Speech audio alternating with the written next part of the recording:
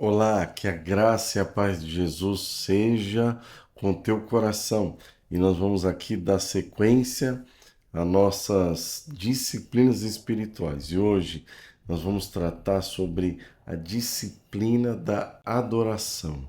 Muito embora a gente tenha tratado sobre a adoração quando nós falamos sobre a oração, aqui nós vamos tratar acerca da adoração numa perspectiva um pouquinho mais profunda e também num aspecto pessoal, individual, mas também comunitária. Tem um conceito de adoração de um irmão chamado Temple, que diz assim, abre aspas, adorar é avivar a consciência pela santidade de Deus, alimentar a mente com a verdade de Deus, purgar a imaginação pela beleza de Deus, abrir o coração ao amor de Deus e consagrar a vontade ao propósito de Deus. Fecha aspas. Deus escolheu seu povo para ser uma nação de sacerdotes.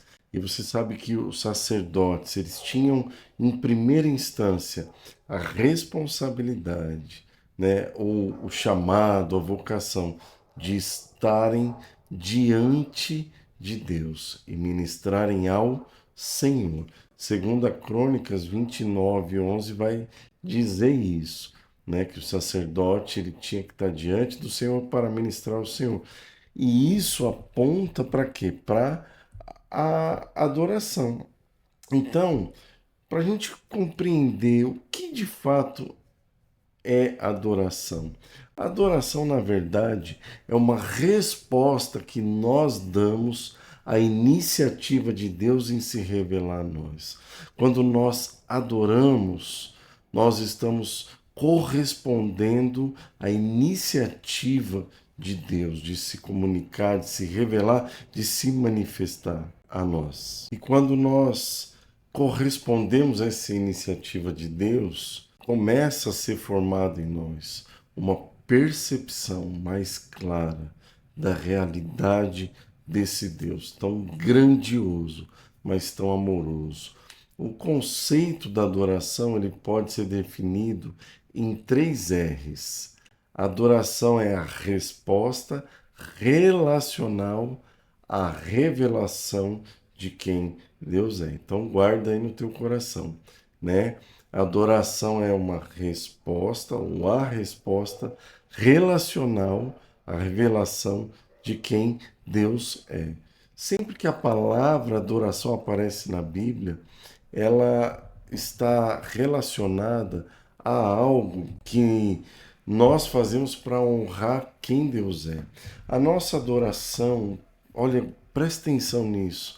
A nossa adoração nunca será maior do que a revelação que nós temos de Deus. Na medida que a nossa revelação aumenta, aumenta também a nossa resposta à pessoa de Deus. A nossa adoração ela é limitada pela nossa revelação, ou seja, ela é proporcional à revelação que nós temos de quem Deus é. Mas é importante a gente saber também que a nossa adoração também é impulsionada pela revelação que nós temos de Deus, de quem Ele é. E o nosso Deus, ele está sempre buscando adoradores, né? Na verdade, verdadeiros adoradores. João 4:23 vai dizer: os verdadeiros adoradores adorarão o Pai em espírito e em verdade, porque são estes que o Pai procura para seus adoradores. Um motivo por que a adoração deve ser considerada como uma disciplina espiritual é que ela é um meio ordenado de agir e viver, que nos põe diante de Deus, de modo que Ele possa a nos transformar. Oferecemos tudo, nosso ser, nossa voz, nossas canções, nosso corpo, a nossa postura, o nosso espírito, a nossa oração, com um único propósito de expressar amor ao nosso Pai, por meio de pensamentos, palavras, né, como eu disse, canções, danças e das formas mais variadas nós podemos reconhecer quem Ele é. Na verdade, nós fomos criados para adorar ao Senhor. Ele nos criou para ser um povo sacerdotal, um povo onde a adoração não é uma mera atividade religiosa, mas o elemento central da nossa identidade. Adorar e existir devem ser a mesma coisa para nós. Somos seres essencialmente adoradores. Nós fomos chamados para adorar. E se nós não adoramos a Deus, certamente estamos adorando alguma outra coisa. É daí que surge o quê? A idolatria. Quanto mais tempo nós gastamos em comunhão, em adoração a Deus, pode ter certeza que maior será a experiência de transformação na nossa vida. Porque quando nós adoramos, nós somos transformados.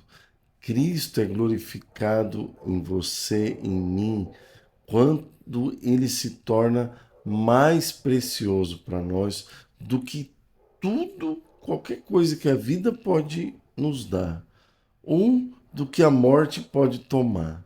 Entendeu? Vou repetir. Cristo é glorificado em nós quando ele se torna mais precioso para nós do que tudo que a vida pode nos dar, ou qualquer coisa que a morte pode nos tomar, tá bom? Eu quero falar rapidinho sobre um aspecto agora coletivo da adoração, porque quando a gente fala sobre adoração individual, você vê que Jesus disse, olha, entra no teu quarto, fecha a porta, né? Você vai orar ao Pai em secreto e essa oração ela envolve também a adoração e teu Pai que vem em secreto ele vai te recompensar. Mas tem um aspecto coletivo da adoração. E quando a gente fala sobre adoração coletiva, eu quero aqui destacar um texto que está lá em Apocalipse, capítulo 5, verso 12 e 13, na revista atualizada, eu vou ler aqui, que é muito interessante, que diz assim, vi e ouvi uma voz de muitos anjos ao redor do trono, dos seres viventes, dos anciãos, cujo número era de milhões e de milhões e de milhares, proclamando em grande voz: digno é o Cordeiro que foi morto de receber o poder e a riqueza, a sabedoria, a força, a honra, a glória e o louvor. Então ouvi que toda criatura que há no céu e sobre a terra, debaixo da terra, sobre o mar, e tudo que neles há, estava dizendo: aquele que está assentado no trono e ao Cordeiro seja o louvor e a honra e a glória e o domínio pelos séculos dos séculos. Aqui a gente vê a revelação da restauração de todas as coisas, onde uma multidão, a uma só voz, vai estar expressando de forma coletiva a adoração ao Senhor. Então, a adoração coletiva, ela é uma disciplina. Por quê? Porque não existe a possibilidade de se viver uma vida cristã de verdadeira adoração se a nossa experiência de adoração for individualista. Toda a nossa vida de comunhão e adoração ao Senhor no secreto vai nos levar a um lugar de comunhão com outros irmãos e irmãs que vivem as mesmas coisas, que praticam as mesmas coisas. Por meio dessa expressão coletiva de adoração, nós alcançamos um âmbito de relacionamento, experiência com Deus que jamais alcançaríamos sozinhos. Deus nos deu uma comunidade e a sua vida flui no meio do corpo de Cristo, de maneira que sozinho não podemos experimentar dessa medida. Você me entende? Existem experiências na nossa relação com Deus, na nossa vida de adoração, que elas só são possíveis no ambiente coletivo.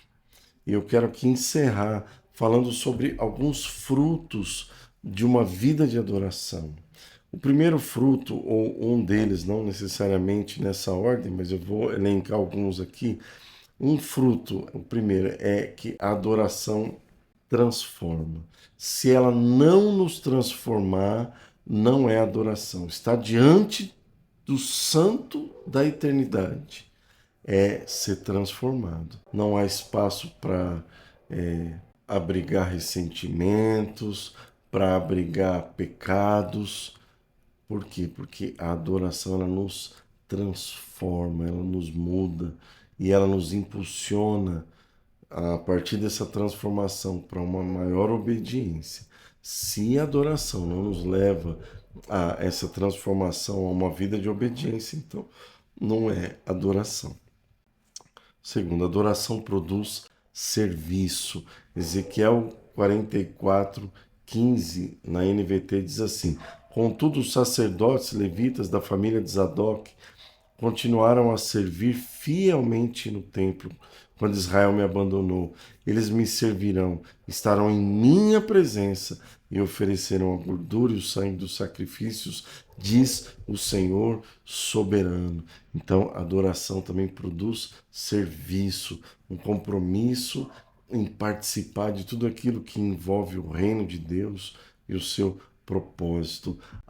Terceiro, a adoração nos enche de alegria, né? Salmo 16:11 na RA diz assim: Tu me farás ver os caminhos da vida, na tua presença a plenitude de alegria, na tua destra delícias perpetuamente. O quarto fruto da adoração, Deus se alegra em nós. Olha que coisa tremenda. Sofonias 3:17, a NVT diz assim: Pois o Senhor, seu Deus, está em seu meio. Ele é um Salvador poderoso. Ele se agradará de vocês com exultação e acalmará todos os seus medos com amor, e ele se alegrará em vocês com gritos de alegria. Imagina a cena desse texto acontecendo.